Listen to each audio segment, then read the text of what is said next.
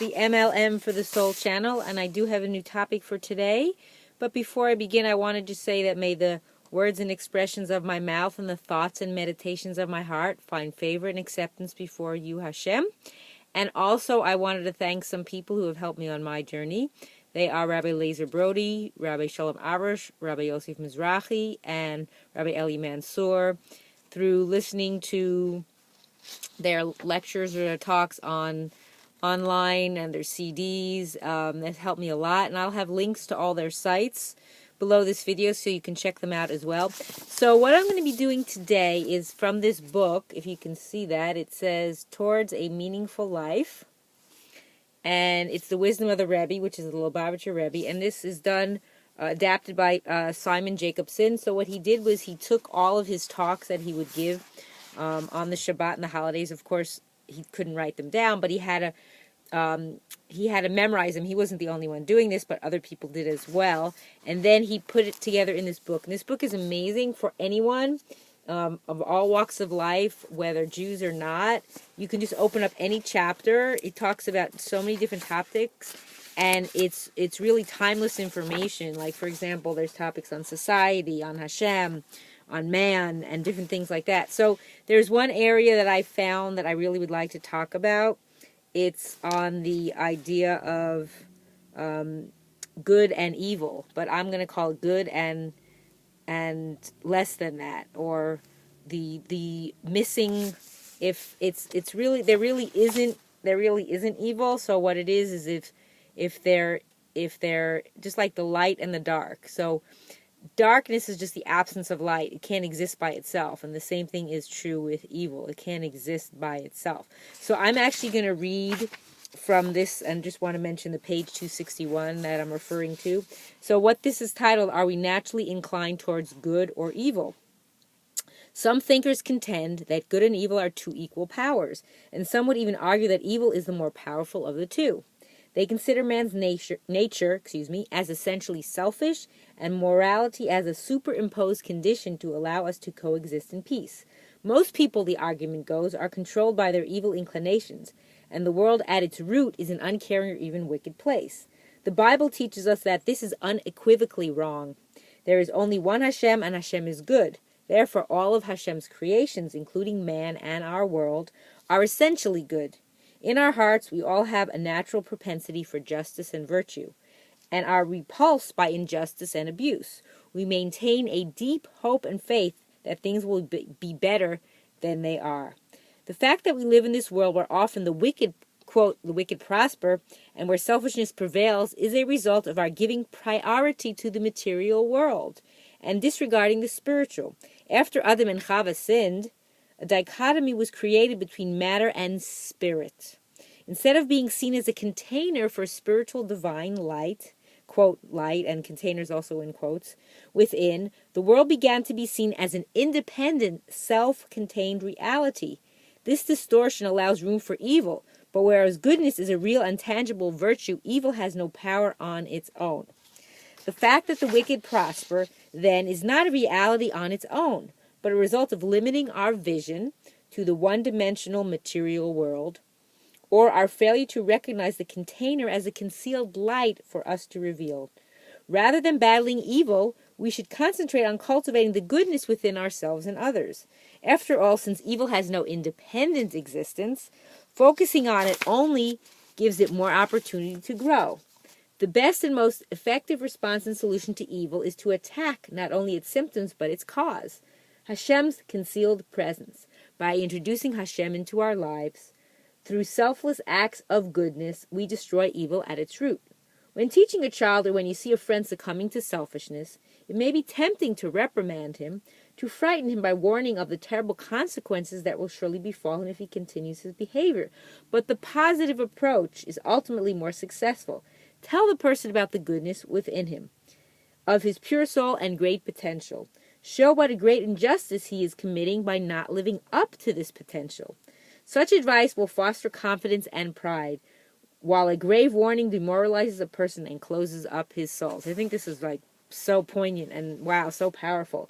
So yeah, the idea is when you see someone doing something that isn't exactly correct, instead of just throwing it at their face, say, you can also use it from the perspective this way. Say, the Torah says this and this and this, but make sure you know that before you say it. Make sure you know the information you're giving. So it's very interesting. So that container that's holding that light.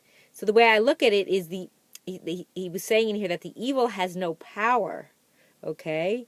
Unless you're going to the side of the material, you're putting more of the material world into your life. So I use a different comparison in the same way to this. For example, chas v'shalom, heaven forbid that someone has a serious illness and they need to make changes, dietary changes. So the idea is that you're not getting rid of the bad that's in the body necessarily. What it is that you're flooding the body with the good stuff, the good food, the good herbs, whatever you're using. Also the mind, thoughts in the mind that you're putting into your body. What it is you're putting so much good in that container that there's no room for that other stuff, the stuff that is less than good. There's no room for it, so it's going to come out. So it's not that you're getting rid of it. It doesn't exist on its own. So the idea is that you're pushing it out because there's no room for it. So the idea is we want to fill that container with the divine light. So we want to just try to help people understand the goodness and in them.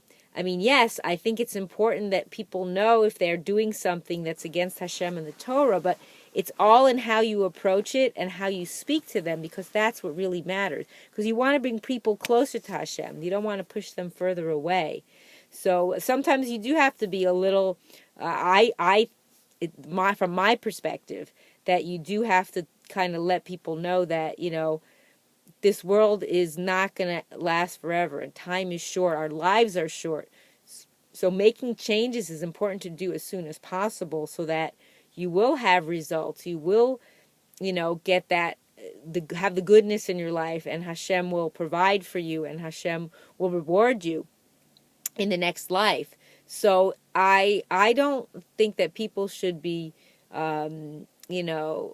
just made to feel, oh, everything's okay, everything's perfect, everything's wonderful, just kind of give them a pat on the back and say, okay.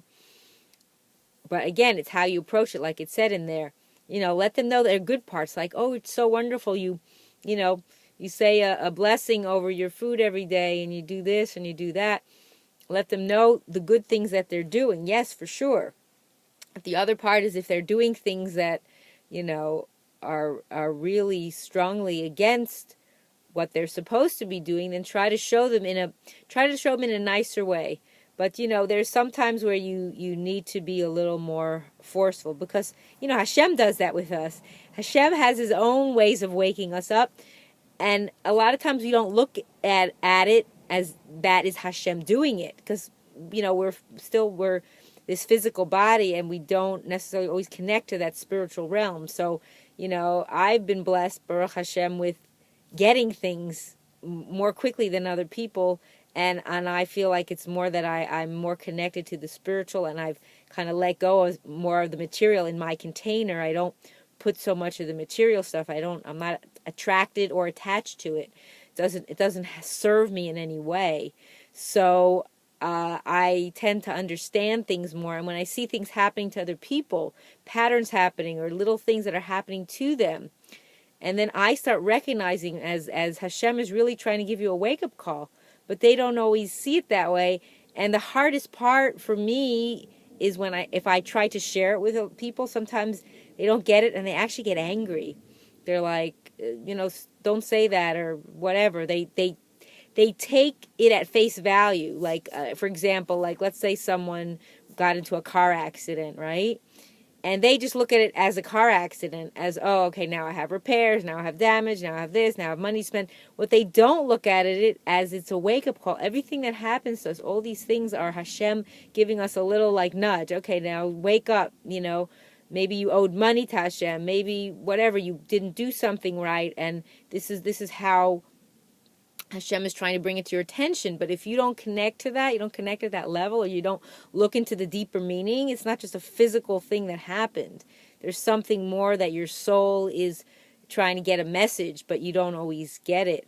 And again, a lot of people don't want to either hear that or don't relate to it, or just don't have time for it either. I've heard people say, "Oh, I'm just too busy. I have other things. So there's all these issues, and it's really difficult. I guess I can't come from a perspective where I didn't always get it either.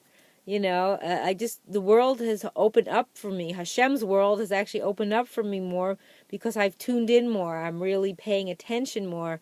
I'm asking Hashem more. I'm talking to Hashem more. I'm learning more. I'm learning more from the right people. And especially, I've mentioned this before, Rabbi Mizrahi that I mentioned earlier, his website, divineinformation.com, is just so phenomenal. Hashem has given him such a gift that he shares with the world to teach them the truth and about Hashem and the Torah and what it all means. And, everything he says is words from the Torah. It's not his opinion, although sometimes he says, this is my opinion.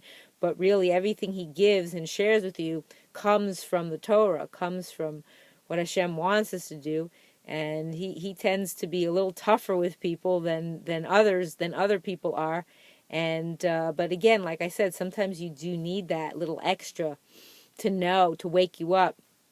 So a lot of times those things that happen to you, those little accidents or little things that happen, don't always wake you up. It's like just like I say, for example, if you want to talk on the physical realm, like first you get a headache, and then it goes further. Like if you don't take care of the initial problem that isn't so severe, then it goes deeper and deeper and deeper and deeper. And if you listen to the initial thing and try to find out what's going on, because it's not just a headache, there's something else. If it's a thing that keeps happening, and then to take it to another level, besides the physical, then you want to take it to the next level, is the spiritual. Like, why am I getting this? What am I doing that isn't right? Why is Hashem giving me a headache? What have I done that maybe I did something, and now that's how I'm trying to correct it. That's what happened. So, just like if something happened in your past life, and then now you're correcting it here, so you may see it in a certain way, but not necessarily get it, because we don't always understand why things happen to us, of course.